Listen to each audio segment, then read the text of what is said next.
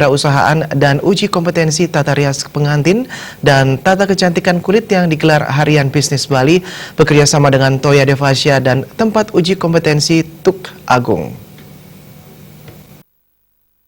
Iklan itu kita lihat secara nggak sengaja bisa terjadi, jadi harus dibayar.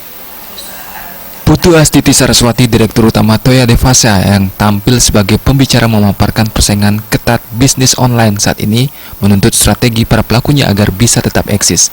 Tantangan bisnis online memang jauh lebih berat dibandingkan 3 tahun lalu. Biaya yang harus dikeluarkan juga lebih banyak. Jika zaman dahulu cukup unggah barang dan jasa yang ditawarkan, pasar akan merespon positif. Namun kini bisnis online mengalami persaingan ketat yang saat ini bahkan mengarah pada persaingan tidak sehat, yaitu menurunkan harga secara drastis. Hal tersebut sebenarnya membuat para pelaku bisnis online tidak mendapatkan keuntungan atau justru mengalami kerugian. Agar mampu bertahan di bisnis online, Astiti Saraswati mengatakan kunci utamanya adalah memiliki followers sebanyak-banyaknya di media sosial.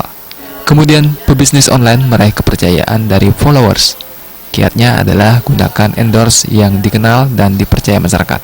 Meski demikian, ia menyarankan agar tidak hanya terpaku pada online shop. Market offline juga perlu digarap dengan mengikuti pameran.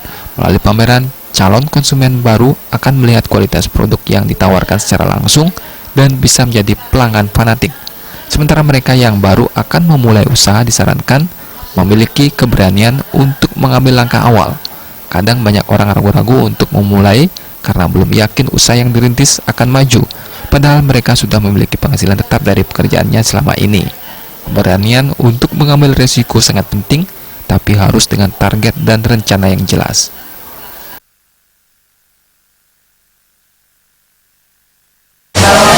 Sebenarnya dimulai dari keberanian itu dimulai dari sebelum kita berwirausaha kan. Kalau misalnya kita sudah memutuskan berani, baru kita berwirausaha. Nah, banyak orang yang bingung di saat sudah berani harus apa. Nah, itu saya coba masukkan harus membuat bisnis plan, karena itu seperti panduan kita selama 3-5 tahun ke depan. Tapi ya jangan itu dijadikan momok juga, karena nggak ngerti atau nggak bisa terlalu pusing mikirin bisnis plan, akhirnya nggak jadi berwirausaha kan saya.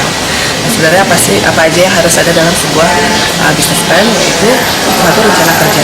Kita selama 3-5 tahun ke depan kita udah punya bayangan dulu kita mau ngapain aja. Kemudian kedua, sumber dana kita dari mana. Kalau kita nggak punya dana, apa yang harus kita lakukan? Misalnya kita kerjasama dengan orang dulu atau pinjam dulu gitu.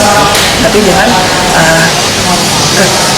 kekandala modal itu dijadikan alasan untuk tidak berusaha, karena modal itu kesulitan modal itu dialamin oleh semua perusahaan, baik kecil maupun besar, karena kita selalu ingin berkembang. Memiliki banyak rekan pengusaha juga dapat menjadi support system saat bisnis menurun. Hal yang terpenting, jangan pernah menyerah. Memperkuat support system akan memberikan semangat, memberi jalan keluar dan masukan-masukan. Dalam kesempatan tersebut juga dilaksanakan uji kompetensi tata rias kecantikan kulit oleh TUK Agung yang diikuti 41 orang dengan tim penguji dari Lembaga Sertifikasi Kompetensi Tata Kecantikan Kulit Pusat. Agus Sudiatmika, Bali TV.